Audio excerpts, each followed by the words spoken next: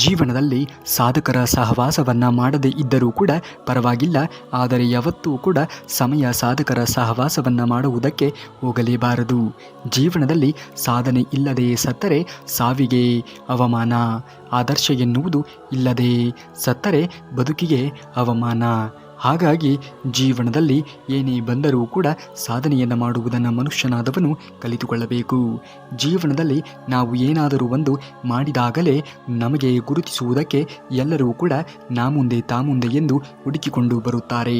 ಅದೇ ಜೀವನದಲ್ಲಿ ನಾವು ಏನನ್ನೂ ಕೂಡ ಮಾಡಿರದೇ ಇರುವ ರೀತಿಯಲ್ಲಿ ಇದ್ದೇವೆ ಅಂದರೆ ಯಾರೂ ಕೂಡ ನಮಗೆ ನೋಡುವುದು ಇರಲಿ, ಮಾತನಾಡಿಸುವುದಕ್ಕೂ ಕೂಡ ಬರುವುದೇ ಇಲ್ಲ. ಇವತ್ತು ಕಾಯುತ್ತಾ ಯೋಚಿಸುತ್ತಾ ಕಾಲವನ್ನು ಕಳೆಯಬೇಡ, ಏಕೆಂದರೆ ಬದುಕು ಯೋಚನೆಗಿಂತಲೂ ಕೂಡ ವೇಗವಾಗಿ ಸಾಗುತ್ತಾ ಇರುತ್ತದೆ.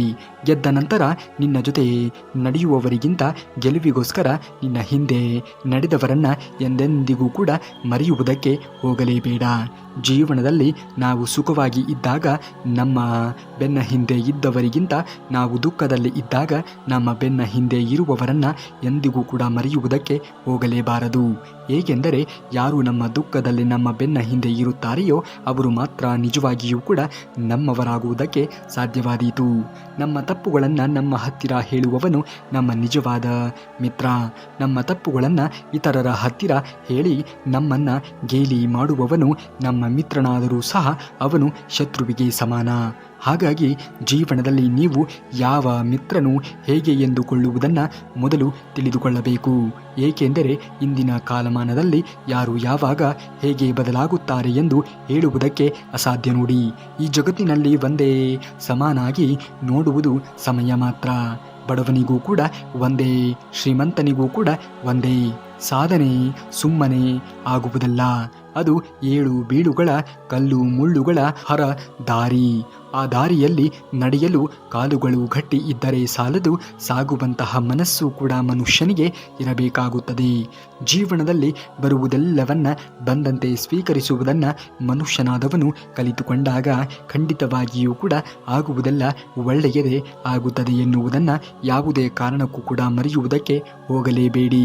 ಖಂಡಿತವಾಗಿಯೂ ಕೂಡ ನೀವು ಅಂದುಕೊಂಡಂತೆ ಆಗುತ್ತದೆ. ಮೊದಲು ಕಾರ್ಯೋನ್ಮುಖವಾಗುವುದನ್ನು ಕಲಿತುಕೊಳ್ಳಿ. ಸಾಧನೆಯ ಹಾದಿಯಲ್ಲಿ ಸೋಲುಗಳೆಂದರೆ ಊಟದಲ್ಲಿ ಸಿಗುವಂತಹ ಕಲ್ಲಿನ ಹಾಗೆ. ತೆಗೆದಿಟ್ಟು ಊಟ ಮಾಡಬೇಕೇ ಹೊರತು ಊಟವನ್ನೇ ಬಿಸಾಕುವುದಕ್ಕೆ ಹೋಗಬಾರದು. ಕೆಲವರಿಗೆ ಬೇರೆಯವರ ಕಾಲು ಎಳೆಯುವುದೇ ಕೆಲಸ, ಅದನ್ನು ಸಾಧನೆ ಅಂದುಕೊಂಡು ಬದುಕುತ್ತಾರೆ. ಆದರೆ ಅವರಿಗೆ ಗೊತ್ತೇ ಇರುವುದಿಲ್ಲ ಬೇರೆಯವರಿಗೆ ಕೂಡ ಕೇಡು ಬಯಸಿ ಉದ್ಧಾರ ಆಗಿರುವಂತಹ ಚರಿತ್ರೆಯೇ ಇಲ್ಲ ಎನ್ನುವುದು. ಹಾಗಾಗಿ ನಿಮ್ಮ ಕೈಯಲ್ಲಿ ಆದರೆ ಒಳ್ಳೆಯದನ್ನು ಮಾಡಿ, ಒಳ್ಳೆಯದನ್ನು ಬಯಸಿ. ಖಂಡಿತವಾಗಿಯೂ ಕೂಡ ದೇವರು ಯಾವುದೋ ಒಂದು ರೂಪದಲ್ಲಿ ನಿಮಗೂ ಕೂಡ ಒಳ್ಳೆಯದು ಆಗುವ ಹಾಗೆ ಮಾಡುತ್ತಾನೆ. ಅದನ್ನು ಹೊರತುಪಡಿಸಿ ಯಾರಿಗೂ ಕೂಡ ಕೆಟ್ಟದ್ದನ್ನು ಬಯಸುವುದಕ್ಕೆ, ಯಾರಿಗೂ ಕೂಡ ಕೆಟ್ಟದ್ದನ್ನು ಮಾಡುವುದಕ್ಕೆ ಹೋಗಲೇಬೇಡಿ. ದೇವರು ಎಲ್ಲವನ್ನೂ ಕೂಡ ವೀಕ್ಷಣೆ ಮಾಡುತ್ತಿದ್ದಾನೆ ಎನ್ನುವುದನ್ನು ಯಾವುದೇ ಕಾರಣಕ್ಕೂ ಕೂಡ ಮರೆಯುವುದಕ್ಕೆ ಹೋಗಲೇಬೇಡಿ. ಕಾಲ ಎನ್ನುವುದು, ಸಮಯ ಎನ್ನುವುದು ಕೂಡಿ ಬಂದಾಗ ನಿಮ್ಮ ಬದುಕಿನಲ್ಲಿ ಯಾವುದು ನಿಮಗೆ ದೊರಕಬೇಕೋ ಅದು ಖಂಡಿತವಾಗಿಯೂ ಕೂಡ ದೊರಕುತ್ತದೆ.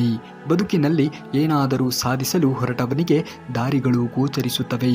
ಆ ಬಯಕೆ ಇಲ್ಲದವನಿಗೆ ಕೇವಲ ನೆನಪುಗಳು ಸಿಗುತ್ತವೆ. ನೆನಪಿಡಿ, ನೀವು ಹೇಳುವ ಒಂದು ನೆಪ ಸಾಧನೆಯ 100 ದಾರಿಗಳು ಮುಚ್ಚಿ ಹಾಕುತ್ತವೆ.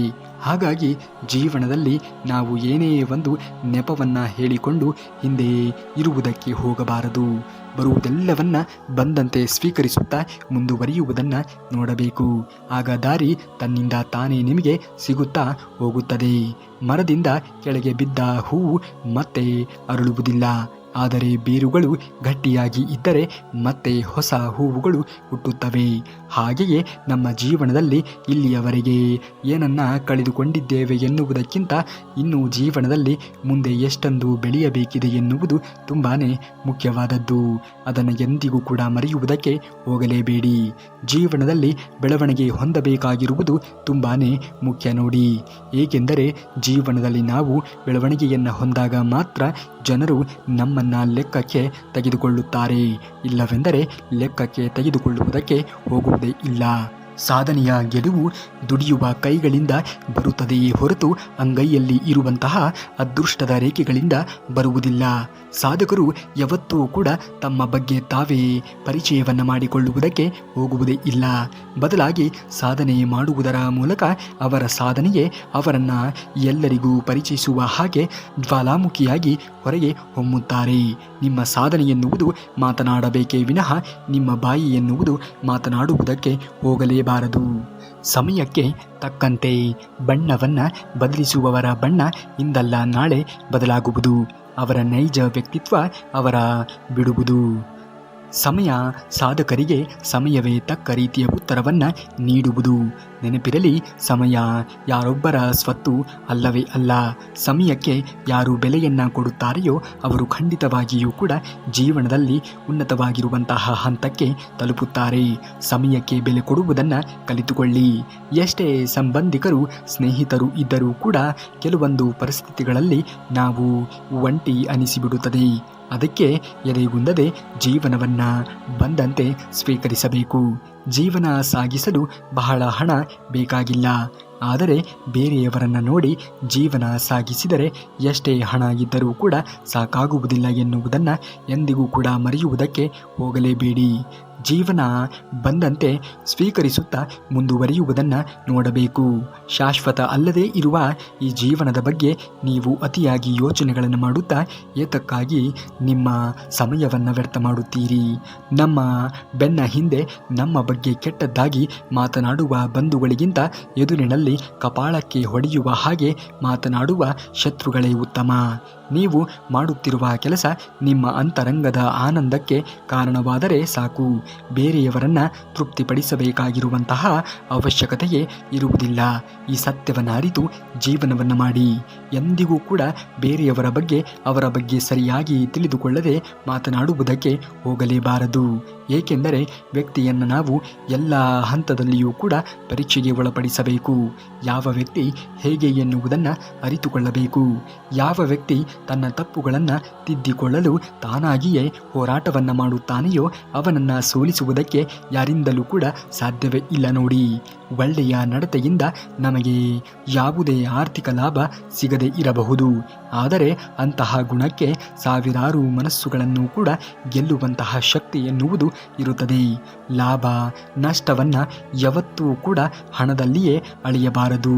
ಇದನ್ನು ಅರಿತು ಜೀವನವನ್ನು ನಿರ್ವಹಿಸುವುದನ್ನು ಮನುಷ್ಯನಾದವನು ನೋಡಿದಾಗ ಮಾತ್ರ ಬದುಕಿನಲ್ಲಿ ಮುಂದೆ ಬರುವುದಕ್ಕೆ ಸಾಧ್ಯವಾದೀತು. ಇಂತಹ ಜೀವನ ಶೈಲಿ ಎನ್ನುವುದು ನಿಮ್ಮದಾಗಬೇಕು. ಯಾರೋ ಏನೋ ಹೇಳುತ್ತಿದ್ದಾರೆ ಎಂದು ಎಂದಿಗೂ ಕೂಡ ತಲೆಯನ್ನು ಕೆಡಿಸಿಕೊಳ್ಳುವುದಕ್ಕೆ ಹೋಗಲೇಬೇಡಿ. ಕಾಲ ಸಮಯ ಎನ್ನುವುದು ಕೂಡಿ ಬಂದಾಗ ಯಾರೋ ನಿಮ್ಮ ಬಗ್ಗೆ ಅವಹೇಳನಕಾರಿಯಾಗಿ ಮಾತನಾಡುತ್ತಾರೆಯೋ ಅವರಿಗೆ ಕಾಲವೇ ಸಮಯವೇ ತಕ್ಕ ರೀತಿಯ ಉತ್ತರವನ್ನು ಕೊಡುತ್ತದೆ. ನಂಬಿಕೆ ಓದುವುದಕ್ಕೆ 3 ಅಕ್ಷರಗಳು ಅಷ್ಟೇ. ಆದರೆ ಅದನ್ನು ಸಂಪಾದಿಸುವುದು ತುಂಬಾ ಕಷ್ಟಕರ. ಏಕೆಂದರೆ ಅದು ಹಣಕ್ಕಿಂತಲೂ ಕೂಡ ದುಬಾರಿ. ಜೀವನದಲ್ಲಿ ಪದೇ ಪದೇ ಕಷ್ಟಗಳು ಬರುತ್ತಿವೆ ಅಂದರೆ ಹಣೆಬರಹ ಸರಿಯಿಲ್ಲ ಅಂತ ಅಲ್ಲ. ಮುಂದೆ ತುಂಬ ಒಳ್ಳೆಯ ದಿನಗಳು ನಮಗಾಗಿ ಕಾಯುತ್ತಾ ಇದೆ ಎಂದು ಅರ್ಥ. ಹಾಗಾಗಿ ಜೀವನದಲ್ಲಿ ಏನೇ ಬಂದರೂ ಕೂಡ ಎದೆಗುಂದದೆ ಮುಂದುವರಿಯುವುದನ್ನು ನೋಡಬೇಕು. ಏಕೆಂದರೆ ದೇವರು ನಮಗೆ ಕಷ್ಟಗಳನ್ನು ಕೊಡುವುದು, ಕಷ್ಟ ಕೊಟ್ಟು ನೋಡುವುದು, ನಾವು ಅದನ್ನು ಯಾವ ರೀತಿಯಾಗಿ ಎದುರಿಸುತ್ತೇವೆ, ಯಾವ ರೀತಿಯಾಗಿ ಅದನ್ನು ನಾವು ಮೆಟ್ಟಿ ನಡೆಯುತ್ತೇವೆ ಎನ್ನುವ ಪರೀಕ್ಷೆಗೆ ಒಳಪಡಿಸುತ್ತಾನೆ. ಆ ದೇವರು ಕೊಟ್ಟಿರುವಂತಹ ಪರೀಕ್ಷೆಯಲ್ಲಿ ನಾವು ಜಯಬೇರಿಯಾದಾಗ ಮಾತ್ರ ಬದುಕಿನಲ್ಲಿ ನಾವು ಅಂದುಕೊಂಡ ಗುರಿಯನ್ನು ತಲುಪುವುದಕ್ಕೆ ಸಾಧ್ಯವಾದೀತು. ನಾವು ಎಲ್ಲ ವಿಷಯದಲ್ಲಿಯೂ ಕೂಡ ವಾದವನ್ನು ಮಾಡಿ ಗೆಲ್ಲೋಕೆ ಆಗುವುದಿಲ್ಲ. ಕೆಲವು ಸಮಯದಲ್ಲಿ ಮೌನವಾಗಿ ಇದ್ದು ಬಿಡಬೇಕು. ನಮ್ಮ ಮೌನವೇ ಜಯವನ್ನು ತಂದುಕೊಡುತ್ತದೆ. ವಾದ ಪ್ರತಿವಾದದಿಂದ ಖಂಡಿತ ಉತ್ತರ ಸಿಗುವುದಿಲ್ಲ. ನಮ್ಮ ಒಂದು ಮೌನ 1000 ಪ್ರಶ್ನೆಗಳಿಗೆ ಉತ್ತರವನ್ನು ನೀಡಬಹುದು. ಏಕೆಂದರೆ ಮೌನಕ್ಕಿರುವ ಬೆಲೆ ಎನ್ನುವುದು ಮಾತಿಗೆ ಇಲ್ಲ ಎನ್ನುವ ಸತ್ಯವನ್ನು ಅರಿತು ಜೀವನವನ್ನು ಮಾಡುವುದನ್ನು ಕಲಿಯಬೇಕು.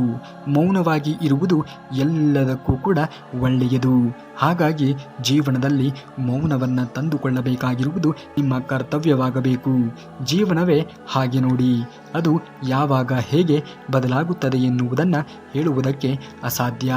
ಆದರೆ ಈ ಬದಲಾಗುವಂತಹ ಜೀವನವನ್ನು ಬಂದಂತೆ ಸ್ವೀಕರಿಸುವುದನ್ನು, ಈ ಬದಲಾವಣೆಗಳಿಗೆ ಅನುಗುಣವಾಗಿ ನಿಮ್ಮ ಜೀವನವನ್ನು ನಡೆಸುವುದನ್ನು ನೀವು ಕಲಿತುಕೊಂಡಾಗ ಖಂಡಿತವಾಗಿಯೂ ಕೂಡ ನೀವು ಅಂದುಕೊಂಡಿದ್ದನ್ನು ತಲುಪುವುದಕ್ಕೆ, ಅಂದುಕೊಂಡಿದ್ದನ್ನು ಮಾಡುವುದಕ್ಕೆ ಅದು ಸಹಕಾರವನ್ನು ನಿಮಗೆ ನೀಡುತ್ತದೆ ಎನ್ನುವುದನ್ನು ಯಾವುದೇ ಕಾರಣಕ್ಕೂ ಕೂಡ ಮರೆಯುವುದಕ್ಕೆ ಹೋಗಲೇಬೇಡಿ.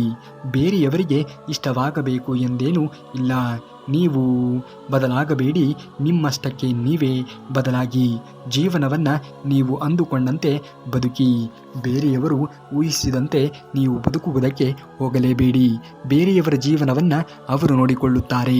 ನಿಮ್ಮ ಜೀವನವನ್ನು, ನಿಮ್ಮ ಸಾಧನೆಯನ್ನು, ನಿಮ್ಮ ಬೆಳವಣಿಗೆಯನ್ನು ನೀವು ನೋಡಬೇಕು. ಅಂದಾಗ ಮಾತ್ರ ಬದುಕಿನಲ್ಲಿ ನೀವು ಅಂದುಕೊಂಡಿದ್ದನ್ನು ಸಾಧಿಸಿ ತೋರಿಸುವುದಕ್ಕೆ ಸಾಧ್ಯವಾದೀತು. ಸಮಯವು ಎಲ್ಲರಿಗೂ ಕೂಡ ಸಿಗುತ್ತದೆ ಜೀವನ ಬದಲಿಸಲು, ಆದರೆ ಜೀವನ ಪುನಃ ಸಿಗುವುದಿಲ್ಲ ಸಮಯವನ್ನು ಬದಲಿಸುವುದಕ್ಕೆ. ಎಷ್ಟೇ ಕರೆದರೂ ಕೂಡ ಬರದೇ ಇರುವ ದೇವರನ್ನೇ ಮತ್ತೆ ಮತ್ತೆ ಪೂಜಿಸಿ ಕರೆಯುವಾಗ ನಮ್ಮಲ್ಲಿ ಇರುವಂತಹ ಆತ್ಮವಿಶ್ವಾಸವನ್ನು ಸ್ವತಃ ನಾವೇ ಏಕೆ ನಂಬುವುದಿಲ್ಲ? ಆ ದೇವರ ಆಶೀರ್ವಾದ ಹಾಗೂ ಯಶಸ್ಸು ಖಂಡಿತವಾಗಿಯೂ ಕೂಡ ನಮಗೆ ಸಿಕ್ಕೇ ಸಿಗುತ್ತದೆ. ನಾವು ಪ್ರಾಮಾಣಿಕವಾಗಿರುವಂತಹ ಪ್ರಯತ್ನವನ್ನು ಮಾಡುವುದನ್ನು ಕಲಿತುಕೊಳ್ಳಬೇಕು. ಖಂಡಿತವಾಗಿಯೂ ಕೂಡ ದೇವರು ಇದ್ದಾನೆ. ಯಾರಿಗೆ ಯಾವುದನ್ನು ಹೇಗೆ ಎಲ್ಲಿ ತಲುಪಿಸಬೇಕೋ ಆತನಿಗೆ ತುಂಬ ಚೆನ್ನಾಗಿ ತಿಳಿದಿದೆ. ಇದನ್ನು ಮಾತ್ರ ಎಂದಿಗೂ ಕೂಡ ಮರೆಯುವುದಕ್ಕೆ ಜೀವನದಲ್ಲಿ ಹೋಗಲೇಬೇಡಿ. ಇಲ್ಲಿ ದೇವರನ್ನ ನಂಬಿಕೆ ಕೆಟ್ಟವರು ಯಾರೂ ಕೂಡ ಇಲ್ಲ. ದೇವರನ್ನ ನಂಬುವುದನ್ನು ಮೊದಲು ಮನುಷ್ಯನಾದವನು ಕಲಿತುಕೊಳ್ಳಬೇಕು. ಇಲ್ಲ, ನಿಮ್ಮಲ್ಲಿ ತಾಳ್ಮೆ ಎನ್ನುವುದು ಇರಬೇಕು. ಓದು ಒಬ್ಬ ವ್ಯಕ್ತಿಯನ್ನ ರೂಪಿಸುತ್ತದೆ, ಚರ್ಚೆ ಆತನನ್ನ ಸಿದ್ಧಿಗೊಳಿಸುತ್ತದೆ, ಬರಹ ಪರಿಪೂರ್ಣ ವ್ಯಕ್ತಿಯನ್ನಾಗಿ ಮಾಡುತ್ತದೆ. ಟೀಕೆಗಳು ಸಾಯುತ್ತವೆ, ಕೆಲಸಗಳು ಮಾತ್ರ ಶಾಶ್ವತವಾಗಿ ಉಳಿಯುತ್ತದೆ. ಹಾಗಾಗಿ ನಾವು ಮಾಡುವಂತಹ ಕೆಲಸಗಳು 4 ಜನರಿಗೆ ಮಾದರಿ ನೀಡುವ ರೀತಿಯಲ್ಲಿ ಇರಬೇಕೇ ವಿನಃ ಯಾರ ಜೀವನಕ್ಕೂ ಕೂಡ ಹಾನಿಯನ್ನು ಉಂಟು ಮಾಡುವ ರೀತಿಯಲ್ಲಿ ನಾವು ಮಾಡುವಂತಹ ಕೆಲಸಗಳು ಇರಲೇಬಾರದು. ನೋಡಿ, ವಿವೇಕ ಮಾತನಾಡುವುದು, ಆದರೆ ಜ್ಞಾನ ಎನ್ನುವುದು ಅದನ್ನು ಆಲಿಸುವುದು. ಅದಕ್ಕೆ ಎಲ್ಲರೂ ಕೂಡ ಗೊತ್ತಿದ್ದು ಗೊತ್ತಿಲ್ಲದಂತೆ ಇದ್ದು ಬಿಡುವುದು ಒಳ್ಳೆಯದು. ಅರ್ಥ ಮಾಡಿಕೊಳ್ಳುವವರು ಮುಂದೆ ಸಾಗುತ್ತಾರೆ, ಅರ್ಥ ಮಾಡಿಕೊಳ್ಳದೇ ಇರುವವರು ನಮ್ಮಿಂದ ದೂರನೇ ಉಳಿಯುತ್ತಾರೆ. ಅಂಥವರನ್ನ ಎಂದಿಗೂ ಕೂಡ ನಿಮ್ಮ ಹತ್ತಿರವೂ ಸುಳಿಯುವುದಕ್ಕೆ ಬಿಡಲೇಬೇಡಿ. ಅನುಮಾನ ಪಟ್ಟವರು ದೂರನೇ ಹೋಗುತ್ತಾರೆ. ನಂಬಿದವರು ಎಂದೆಂದಿಗೂ ಕೂಡ ಜೊತೆಯಲ್ಲಿ ಅದು ಶಾಶ್ವತವಾಗಿಯೇ ಇರುತ್ತಾರೆ. ಯಾರು ನಿಮ್ಮ ನಂಬಿಕೆಯನ್ನು ಗಳಿಸುತ್ತಾರೆಯೋ, ಯಾರು ನಿಮ್ಮನ್ನು ಅರ್ಥೈಸಿಕೊಂಡು ನಿಮ್ಮ ಜೊತೆಗೆ ನೆಲೆಸಿರುತ್ತಾರೆಯೋ ಅಂಥವರನ್ನು ಎಂದಿಗೂ ಕೂಡ ಜೀವನದಲ್ಲಿ ಮರೆಯುವುದಕ್ಕೆ ಹೋಗಲೇಬೇಡಿ. ನಿಮಗೆ ಯಾರಾದರೂ ಗೌರವವನ್ನು ಕೊಟ್ಟು ಮಾತನಾಡುತ್ತಾ ಇದ್ದಾರೆ ಎಂದು ಮಾತ್ರಕ್ಕೆ ಅವರನ್ನು ಹೇಡಿಗಳು ಎಂದು ತಿಳಿದುಕೊಳ್ಳಬೇಡಿ. ಅದು ನಿಮ್ಮದೇ ಮೂರ್ಖತನದ ಲಕ್ಷಣವಾಗಿರುತ್ತದೆ ಎನ್ನುವುದನ್ನು ಮರೆಯಲೇಬೇಡಿ. ಏಕೆಂದರೆ ಮೌನವಾಗಿ ಇರುವುದರ ಹಿಂದೆ ತುಂಬಾ ಶಕ್ತಿ ಅಡಕವಾಗಿರುತ್ತದೆ ಎನ್ನುವುದನ್ನು ಮರೆಯಲೇಬೇಡಿ. ಕೆಟ್ಟವರ ಕೆಟ್ಟತನದ ಮಾತುಗಳಿಂದ ಅಲ್ಪ ಸ್ವಲ್ಪ ನಾಶವಾಗಬಹುದು, ಆದರೆ ಒಳ್ಳೆಯವರ ಮೌನದ ಹಿಂದೆ ಮಹಾವಿನಾಶವೇ ಅಡಗಿರುತ್ತದೆ. ಆ ವಿನಾಶ ಒಂದು ದಿನ ಸ್ಫೋಟಗೊಂಡಾಗ ತಿಳಿದವರ ಸರ್ವನಾಶ ಎನ್ನುವುದು ಖಂಡಿತವಾಗಿಯೂ ಕೂಡ ಆಗುತ್ತದೆ ಎನ್ನುವುದನ್ನು ಯಾವುದೇ ಕಾರಣಕ್ಕೂ ಕೂಡ ಜೀವನದಲ್ಲಿ ಮರೆಯುವುದಕ್ಕೆ ಹೋಗಲೇಬೇಡಿ. ಯಾರನ್ನೂ ಕೂಡ ಕಡೆಗಣಿಸಿ ನೋಡುವುದಕ್ಕೆ ಹೋಗಲೇಬೇಡಿ. ಸಮಯ ಸಂದರ್ಭ ಎನ್ನುವುದು ಒಂದೇ ರೀತಿಯಾಗಿ ಇರುತ್ತದೆ ಎನ್ನುವುದನ್ನು ಯಾರೂ ಕೂಡ ಊಹೆ ಮಾಡುವುದಕ್ಕೆ ಸಾಧ್ಯವೇ ಇಲ್ಲ. ನೋಡಿ, ಎಲ್ಲರೂ ನಮ್ಮವರು ಎನ್ನುವುದು ಭ್ರಮೆಯಾಗುತ್ತದೆ. ನಾನು ನನ್ನದು ಎನ್ನಬೇಡ, ಅದು ಕೂಡ ಸ್ವಾರ್ಥವೇ ಆಗುತ್ತದೆ. ಎಲ್ಲರೂ ನಮ್ಮವರು ಎಂದು ಸಂಬಂಧಗಳೊಂದಿಗೆ ಬದುಕಬೇಡಿ. ನಿಮಗಾಗಿ ಯಾರಿದ್ದರೂ ಅದು ಮಾತ್ರ ಸತ್ಯವಾಗಿ ಇರುತ್ತದೆ. ಹಾಗಾಗಿ ನಿಮಗಾಗಿ ಯಾರು ಆತುರೆಯುತ್ತಾರೆಯೋ ಅಂಥವರ ಜೀವನಕ್ಕಾಗಿ ನೀವು ಬದುಕುವುದರಲ್ಲಿ ಒಂದು ಅರ್ಥ ಎನ್ನುವುದು ಇರುತ್ತದೆ. ಯಾರನ್ನೋ ತುಂಬಾ ಹಚ್ಚಿಕೊಂಡು ಅರ್ಥವಿಲ್ಲದವರ ಮಾತಿಗೆ ನೀವು ಸುಮ್ಮನೆ ಕುಳಿತುಕೊಳ್ಳುವುದರಿಂದ, ಯೋಚನೆ ಮಾಡುವುದರಿಂದ ಯಾವುದೇ ರೀತಿಯ ಪ್ರಯೋಜನ ಎನ್ನುವುದು ಆಗುವುದೇ ಇಲ್ಲ. ಯಾರಿಂದಲೂ ಕೂಡ ನಿಮ್ಮ ಮನಸ್ಸಿನ ನೆಮ್ಮದಿಯನ್ನು ಹಾಳಾಗುವುದಕ್ಕೆ ಬಿಡಬೇಡಿ. ಅಂತಹ ಪರಿಸ್ಥಿತಿಗಳು ಎದುರಾದಾಗ ಅವರೊಂದಿಗೆ ಜಗಳವಾಡಬೇಡಿ, ಸುಮ್ಮನೆ ದೂರವಿದ್ದು ಬಿಡಿ. ಕಾಲ ಎಲ್ಲವನ್ನ ಸರಿಯಾದ ಉತ್ತರವನ್ನು ನೀಡುತ್ತದೆ ಎನ್ನುವುದನ್ನು ಮರೆಯಲೇಬೇಡಿ. ಜೀವನದಲ್ಲಿ ಆದಷ್ಟು ಸಂತೋಷವಾಗಿ ಇರಲು ಪ್ರಯತ್ನವನ್ನು ಪಡಿ. ಹಾಗೂ ನಿಮ್ಮ ಕೈಲಾದಷ್ಟು ಸಹಾಯವನ್ನು ಮಾಡಿ. ಏಕೆಂದರೆ ಇನ್ನು ನಿಮ್ಮ ಬಳಿ ಎಷ್ಟು ಸಮಯ ಉಳಿದಿದೆ ಎಂದು ಯಾರಿಗೂ ಕೂಡ ಗೊತ್ತಿರುವುದಿಲ್ಲ. ಹಣ ಎಷ್ಟಿದೆ, ಏನು ಋಣ ಎಷ್ಟಿದೆ ಎನ್ನುವುದನ್ನು ಯಾರೂ ಕೂಡ ಊಹೆ ಮಾಡುವುದಕ್ಕೆ ಸಾಧ್ಯವೇ ಇಲ್ಲ. ಜೀವನ ಮಾಡುವುದಕ್ಕೆ ಸಾಧ್ಯ, ಅದನ್ನು ಮರೆಯಬೇಡಿ. ಎಲ್ಲರೂ ಇಲ್ಲಿಂದ ಹೊರಡಲೇಬೇಕು. ಕೊಂಬೆಯ ಮೇಲೆ ಕುಳಿತ ಹಕ್ಕಿ ಎಂದೂ ಕೂಡ ಕೊಂಬೆಯನ್ನು ನಂಬಿರುವುದಿಲ್ಲ. ಅದು ನಂಬಿರುವುದು ತನ್ನ ರೆಕ್ಕೆಗಳನ್ನು, ತನ್ನ ಬಲದ ಮೇಲೆ ತನಗೆ ವಿಶ್ವಾಸ ಎನ್ನುವುದು ಇರುತ್ತದೆ. ಮೋಸ ಮಾಡಿ ಸಂಪಾದನೆ ಮಾಡಿದ ಹಣದಲ್ಲಿ ಅಲ್ಪ ಸ್ವಲ್ಪ ಪುಣ್ಯ ಕಾರ್ಯಕ್ಕೆ ವಿನಿಯೋಗ ಮಾಡಿದರೆ ಆ ಪುಣ್ಯದ ಫಲ ಮೋಸ ಹೋದವರಿಗೆ ಸೇರುತ್ತದೆ ಹೊರತು ಮೋಸ ಮಾಡಿದವರಿಗೆ ಸೇರುವುದಕ್ಕೆ ಸಾಧ್ಯವೇ ಇಲ್ಲ. ಮೋಸ ಮಾಡಿದವರಿಗೆ ಅದು ಪಾಪದ ಫಲವಾಗಿ ಅದು ನಿಮಗೆ ಕಟ್ಟಿಟ್ಟ ಬುತ್ತಿಯಂತೆ ಇರುತ್ತದೆ ಎನ್ನುವುದನ್ನು ಮರೆಯುವುದಕ್ಕೆ ಹೋಗಬೇಡಿ. ಹಾಗಾಗಿ ಯಾರಿಗೂ ಕೂಡ ಮೋಸವನ್ನು ಮಾಡುವುದಕ್ಕೆ ಹೋಗಲೇಬಾರದು. ಮೋಸ ಎನ್ನುವುದು ಖಂಡಿತವಾಗಿಯೂ ಕೂಡ ನಮಗೂ ಒಂದು ದಿನ ತಟ್ಟುತ್ತದೆ ಎನ್ನುವುದನ್ನು ಮರೆಯುವುದಕ್ಕೆ ಹೋಗಲೇಬಾರದು. ಈ ಜಗತ್ತಿನಲ್ಲಿ ಸೋಲದೆ ಗೆದ್ದವರು ಯಾರೂ ಕೂಡ ಇಲ್ಲ, ಸೋತು ಗೆದ್ದವರು ಸಾಧಕರೆಲ್ಲ. ಜೀವನದಲ್ಲಿ ಯಾರೂ ಕೂಡ ಜೊತೆಗೆ ಇರುತ್ತಾರೆ ಇಲ್ಲವೋ ಗೊತ್ತಿಲ್ಲ. ಆದರೆ ನಾವು ಮಾಡಿದ ಪಾಪ ಪುಣ್ಯ ನಮ್ಮನ್ನು ಹಿಂಬಾಲಿಸದೆ ಬಿಡುವುದಿಲ್ಲ. ನೆನಪಿರಲಿ, ಜೀವನದಲ್ಲಿ ಖಂಡಿತವಾಗಿಯೂ ಕೂಡ ಆಗುವುದೆಲ್ಲ ಒಳ್ಳೆಯದೇ ಆಗುತ್ತದೆ. ದೇವರ ಮೇಲೆ ನಂಬಿಕೆಯನ್ನು ಇಡಿ. ದೇವರು ಇದ್ದಾನೆ. ಯಾರಿಗೆ ಯಾವುದನ್ನು ನಿಮಗೆ ಕರುಣಿಸಬೇಕೋ ಎನ್ನುವುದನ್ನು ಆತನೇ ನಿರ್ಧಾರವನ್ನು ಮಾಡುತ್ತಾನೆ. ಉತ್ತಮವಾದ ಸಮಾಜಕ್ಕಾಗಿ ಕಾಯುವುದಕ್ಕಿಂತ ಸಮಯವನ್ನೇ ಉತ್ತಮವಾಗಿ ಉಪಯೋಗಿಸಿಕೊಳ್ಳಿ. ಆಗ ನಿಮ್ಮ ಸಮಯವೂ ಕೂಡ ಉತ್ತಮಗೊಳ್ಳುತ್ತದೆ, ಅದರ ಜೊತೆಗೆ ಈ ಸಮಾಜವೂ ಕೂಡ ಉತ್ತಮಗೊಳ್ಳುತ್ತದೆ ಎನ್ನುವುದನ್ನು ಮರೆಯುವುದಕ್ಕೆ ಹೋಗಲೇಬೇಡಿ. ಯಾರಿಗೂ ಕೂಡ ಭೇದ ಭಾವವನ್ನು ಮಾಡುವುದಕ್ಕೆ ಹೋಗಲೇಬೇಡಿ. ಸಮಯ ಒಂದೇ ರೀತಿಯಾಗಿ ಇರುವುದಿಲ್ಲ.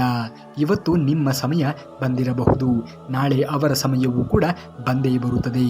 ಜೀವನದಲ್ಲಿ ಹಣವಿಲ್ಲದವನು ನಿಜವಾದ ಬಡವರಲ್ಲ, ಆದರೆ ಜೀವನದಲ್ಲಿ ಕನಸು ಹಾಗೂ ಗುರಿ ಇಲ್ಲದೆ ಇರುವವನು ನಿಜವಾದ ಬಡವರು. ನಿಮ್ಮ ಹಿಂದೆ ನಿಂತು ಮಾತನಾಡುವವರ ಬಗ್ಗೆ ಚಿಂತನೆಗಳನ್ನು ಮಾಡುವುದನ್ನು ಬಿಡಿ. ನೀವು ಅವರಿಗಿಂತಲೂ ಕೂಡ ಒಂದು ಹೆಜ್ಜೆ ಮುಂದೆ ಇದ್ದೀರಿ ಅಂತ ಹೆಮ್ಮೆಯನ್ನು ಪಡಿ. ದೇವರು ಇದ್ದಾನೆ, ಎಲ್ಲವನ್ನ ನೋಡಿಕೊಳ್ಳುತ್ತಾನೆ. ಯಾರು ಯಾರಿಗೆ ಅನ್ಯಾಯವನ್ನು ಮಾಡುತ್ತಾರೆಯೋ, ಯಾರು ಯಾರಿಗೆ ದ್ರೋಹವನ್ನು ಬಗೆಯುತ್ತಾರೆಯೋ, ದೇವರು ಯಾವುದೋ ಒಂದು ರೂಪದಲ್ಲಿ ಅವರಿಗೂ ಕೂಡ ಅನ್ಯಾಯವನ್ನು, ಅವರಿಗೂ ಕೂಡ ದ್ರೋಹವನ್ನು ಬಗೆಯುವಂಥವರನ್ನು ಸೃಷ್ಟಿ ಮಾಡುತ್ತಾನೆ. ನಿನ್ನನ್ನು ಕೀಳಾಗಿ ಕಾಣುವವರು ಯಾರೇ ಇರಲಿ, ಅವರಿಂದ ದೂರ ಇರು. ನಿನ್ನನ್ನು ಸ್ನೇಹ ಪ್ರೀತಿಯಿಂದ ಕಾಣುವವರು ಬಡವರೇ ಇರಲಿ, ಅವರ ಸನಿಹದಲ್ಲಿ ಇರು. ಆಗ ನಿನಗೂ ಒಂದು ಬೆಲೆ, ನಿನ್ನ ಭಾವನೆಗಳಿಗೂ ಕೂಡ ಒಂದು ಬೆಲೆ ಎನ್ನುವುದು ಸಿಗುವುದಕ್ಕೆ ಸಾಧ್ಯವಾದೀತು ಎನ್ನುವುದನ್ನು ಎಂದಿಗೂ ಕೂಡ ಜೀವನದಲ್ಲಿ ಮರೆಯುವುದಕ್ಕೆ ಹೋಗಲೇಬೇಡಿ. ಖಂಡಿತವಾಗಿಯೂ ಕೂಡ ಆಗುವುದೆಲ್ಲ ಒಳ್ಳೆಯದೇ ಆಗುತ್ತದೆ. ಒಬ್ಬ ವ್ಯಕ್ತಿ ಒಳ್ಳೆಯ ಅಥವಾ ಕೆಟ್ಟ ಎನ್ನುವುದು ನಿರ್ಧರಿಸುವುದು ಅವಶ್ಯಕತೆಯ ಮೇಲೆ ನಿಂತಿದೆ. ಆತನ ಅವಶ್ಯಕತೆಗಳಿಗೆ ನೀವು ಜೊತೆಯಾದರೆ ಒಳ್ಳೆಯದಾಗುತ್ತದೆ, ಇಲ್ಲವಾದರೆ ಕೆಟ್ಟದ್ದಾಗುತ್ತದೆ. ಜೀವನವೇ ಹಾಗೆ ಅಲ್ಲವೇ? ಅವಶ್ಯಕತೆಗೆ ನಾವು ಅವರಿಗೆ ಸಹಾಯವನ್ನು ಮಾಡಿದ್ದೇವೆ ಅಂದರೆ ಎಲ್ಲರೂ ಕೂಡ ನಾವು ಒಳ್ಳೆಯವರು ಎನ್ನುವಂತೆ ಪ್ರತಿಬಿಂಬಿಸುತ್ತಾರೆ. ಅದೇ ಅವರ ಅವಶ್ಯಕತೆಗಳಿಗೆ ನಾವು ಸಹಾಯವನ್ನು ಮಾಡುವುದಕ್ಕೆ ಸಾಧ್ಯವಾಗಲಿಲ್ಲ ಎಂದಾಗ ಅವನು ಕೆಟ್ಟವನು ಎನ್ನುವಂತಹ ರೀತಿಯಲ್ಲಿ ನಮ್ಮನ್ನು ಬೇರೆಯವರ ಎದುರಿಗೆ ತೆರೆದಿಡುವಂತಹ ಕೆಲಸವನ್ನು ಮಾಡುತ್ತಾರೆ. ಇನ್ನೊಬ್ಬರನ್ನ ನಾಶ ಮಾಡಬೇಕು ಎನ್ನುವಂತಹ ದುರ್ಬುದ್ಧಿಯಿಂದ ಇತರರು ಇರುತ್ತಾರೆಯೋ ಕೊನೆಗೆ ತಾನೇ ನಾಶವಾಗುತ್ತಾನೆ. ಅದನ್ನೇ ಕರ್ಮಫಲ ಎಂದು ಅನ್ನುತ್ತಾರೆ. ನೀನು ಯಾರನ್ನೂ ಕೂಡ ನಂಬಬೇಕು, ನೀನು ಯಾರನ್ನೂ ಕೂಡ ದೂರ ಮಾಡಬೇಕು ಎನ್ನುವುದನ್ನು ಜೀವನವೇ ನಿನಗೆ ತೋರಿಸಿಕೊಡುತ್ತದೆ ಎನ್ನುವುದನ್ನು ಯಾವುದೇ ಕಾರಣಕ್ಕೂ ಕೂಡ ನೀನು ಜೀವನದಲ್ಲಿ ಮರೆಯುವುದಕ್ಕೆ ಹೋಗಲೇಬೇಡ. ಸಮಯ ಎನ್ನುವುದು ಬಂದೇ ಬರುತ್ತದೆ. ಆ ಸಮಯ ಎನ್ನುವುದು ಎಲ್ಲರನ್ನ ಬದಲಿಸುತ್ತದೆ. ಜೀವನದಲ್ಲಿ ಎಲ್ಲರನ್ನ ನಂಬಿ, ಆದರೆ ಜಾಗರೂಕರಾಗಿ ಇರಿ. ಏಕೆಂದರೆ ಕೆಲವೊಮ್ಮೆ ನಮ್ಮ ಸ್ವಂತ ಹಲ್ಲು ಕೂಡ ನಮ್ಮನ್ನು ಕಚ್ಚುತ್ತದೆ. ಜೀವನದಲ್ಲಿ ಯಾರಿಗೂ ಕೂಡ ಕೆಟ್ಟದ್ದನ್ನು ಮಾಡುವುದಕ್ಕೆ ಹೋಗಬೇಡಿ. ಏಕೆಂದರೆ ಆ ಪಾಪ ನಿಮ್ಮನ್ನು ಜೀವನದಲ್ಲಿ ಎಂದಿಗೂ ಕೂಡ ಬಿಡುವುದಕ್ಕೆ ಸಾಧ್ಯವೇ ಇಲ್ಲ. ಇದನ್ನು ಅರಿತು ಜೀವನವನ್ನು ನಿರ್ವಹಿಸುವುದನ್ನು ನೋಡಬೇಕು. ಯಾರು ಒಳ್ಳೆಯದನ್ನು ಬಯಸುತ್ತಾರೆಯೋ, ಯಾರು ಇತರರಿಗೆ ಒಳ್ಳೆಯದನ್ನು ಮಾಡುತ್ತಾರೆಯೋ ಅವರಿಗೆ ಖಂಡಿತವಾಗಿಯೂ ಕೂಡ ದೇವರು ಯಾವುದೋ ಒಂದು ರೂಪದಲ್ಲಿ ಬಂದು ಒಳ್ಳೆಯದನ್ನು ಕರುಣಿಸುತ್ತಾನೆ, ಒಳ್ಳೆಯದನ್ನು ಮಾಡೇ ಮಾಡುತ್ತಾನೆ. ನಮ್ಮನ್ನ ಹೊಗಳುತ್ತಿರುವ ಸಾವಿರಾರು ಜನರಿಗಿಂತ ತಪ್ಪು ಮಾಡಿದಾಗ ತಿದ್ದುವ ಒಬ್ಬ ಒಳ್ಳೆಯ ಮಿತ್ರ ಮತ್ತು ಗುರುವಿದ್ದರೆ ಸಾಕು. ಹೊಗಳುವ ಜನ ಸಿಗುತ್ತಾರೆ, ಆದರೆ ಎಡವಿದಾಗ ತಪ್ಪು ತಿದ್ದುವವರು ಸಿಗುವುದು ಬೆರಳೆಣಿಕೆಯಷ್ಟು. ಖಂಡಿತವಾಗಿಯೂ ಕೂಡ ನೀವು ಅಂಥವರನ್ನ ಎಂದಿಗೂ ಕೂಡ ಕಳೆದುಕೊಳ್ಳುವುದಕ್ಕೆ ಹೋಗಲೇಬೇಡಿ. ಆಗುವುದೆಲ್ಲ ಒಳ್ಳೆಯದೇ ಆಗುತ್ತದೆ. ದೇವರ ಮೇಲೆ ನಂಬಿಕೆಯನ್ನ ಇಡುವುದು ಮಾತ್ರ ನಿಮ್ಮ ಕಾರ್ಯವಾಗಬೇಕು. ತಿರಸ್ಕರಿಸಿದವರಿಗೆ ತಿರುಗಿ ನಿಲ್ಲುವುದು ಅಲ್ಲ ಸಾಧನೆ. ತಿರಸ್ಕರಿಸಿದವರು ತಿರುಗಿ ನೋಡುವಂತೆ ಮಾಡುವುದು ನಿಜವಾದ ಸಾಧನೆ. ಅಳುತ್ತಿರುವಾಗ ಕಣ್ಣೀರು ಒರೆಸಲು ಬಾರದ ಈ ಲೋಕ. ನೀನು ನಗುತ್ತಿರುವಾಗ ಎಲ್ಲರೂ ಕೂಡ ನಾ ಮುಂದೆ ತಾ ಮುಂದೆ ಎಂದು ಬರುತ್ತಾರೆ. ಅಂಥವರನ್ನ ಎಂದಿಗೂ ಕೂಡ ಜೀವನದಲ್ಲಿ ಒಳಗೆ ಕರೆದುಕೊಳ್ಳುವುದಕ್ಕೆ ಹೋಗಬೇಡಿ. ಅಂಥವರನ್ನ ಎಲ್ಲಿ ಇಡಬೇಕೋ ಅಲ್ಲೇ ಇಟ್ಟು ನೀವು ಜೀವನವನ್ನು ನಿರ್ವಹಿಸುವುದನ್ನು ನೋಡಿ. ನಿಮ್ಮೆಲ್ಲರಿಗೂ ಕೂಡ ನಿಮ್ಮೆಲ್ಲರ ಆಶೆ ಆಕಾಂಕ್ಷೆಗಳು ನೆರವೇರಲಿ ಎಂದು ಹೇಳುತ್ತಾ, ನೀವೇನಾದರೂ ಶ್ರೀಕೃಷ್ಣ ಪರಮಾತ್ಮನ ಭಕ್ತರೇ ಆಗಿದ್ದರೆ ತಪ್ಪದೆ ಈ ವಿಡಿಯೋಗೆ ಒಂದು ಲೈಕನ್ನು ಮಾಡಿ ಹಾಗೂ ಚಾನಲ್ಗೆ ಹೊಸದಾಗಿ ಬಂದಿದ್ದರೆ ಸಬ್ಸ್ಕ್ರೈಬ್ ಮಾಡಿಕೊಳ್ಳಿ ಎಂದು ಹೇಳುತ್ತಾ, ನಾಳೆಯ ಶ್ರೀಕೃಷ್ಣ ಪರಮಾತ್ಮನ ವಚನಾಮೃತದೊಂದಿಗೆ ಮತ್ತೆ ನಿಮ್ಮ ಮುಂದೆ ಬರುತ್ತೇನೆ. ಅಲ್ಲಿಯವರೆಗೆ ಧನ್ಯವಾದ. ಕರುನಾಡಿಗೆ.